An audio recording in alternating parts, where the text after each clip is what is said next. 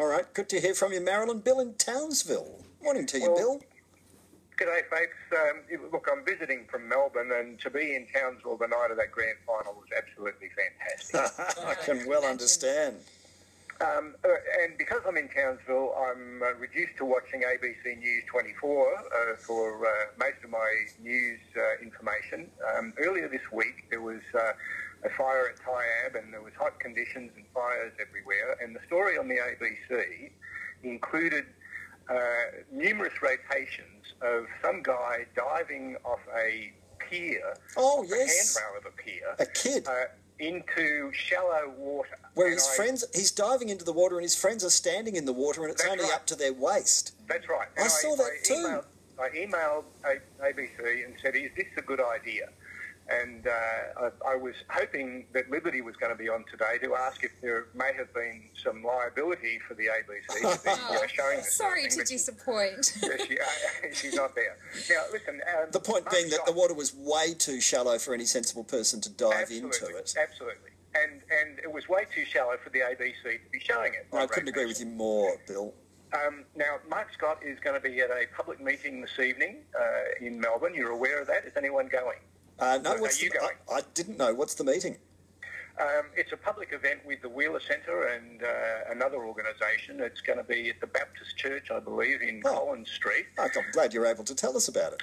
You have to get onto the Wheeler Centre website to get tickets. It's is this $20. One that Sally supposed to be chairing it? Is it one of those? I don't know. I'm not sure who's going to be... I thought Sally was sick. She is sick.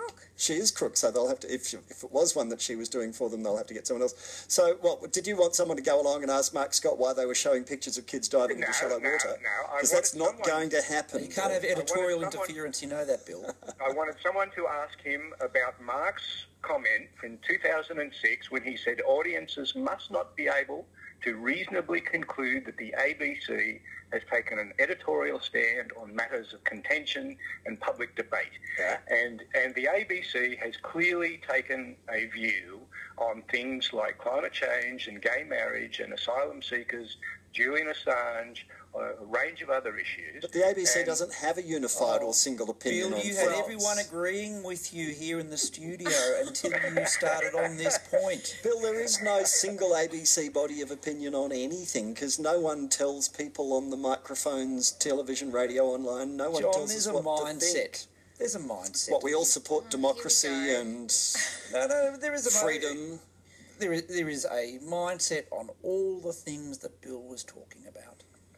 May I make one final point? Yeah, sure. The keynote, Mark Scott is speaking at the Wheeler Centre on digital discordance and the ABC tonight. So thank you. We can give the boss a plug. He'll be pleased. Do go on. Yeah. Now, one of the ABC's broadcast partners is Al Jazeera English. Al Jazeera English. No, they're not a broadcast partner. We just use some of their stuff. Website. It's on the ABC. Yeah, we use some of their stuff. You're making it sound sinister. Website that Al Jazeera English is one of the ABC's broadcast partners. Right. Yeah. Al Jazeera is a wholly government-owned instrumentality of the Qatari government. Yeah. Now, 50 to 85% of the GDP of Qatar is from gas and oil. Yeah. So they're not doing their bit for climate change, apparently. Yeah. The human rights of Qatar are up for discussion in terms of LGBT. Exemplary, Bill. Qatar's human rights record is exemplary.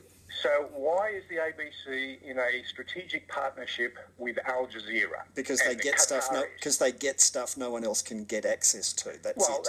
And you get to see it. The slant. You get to see it.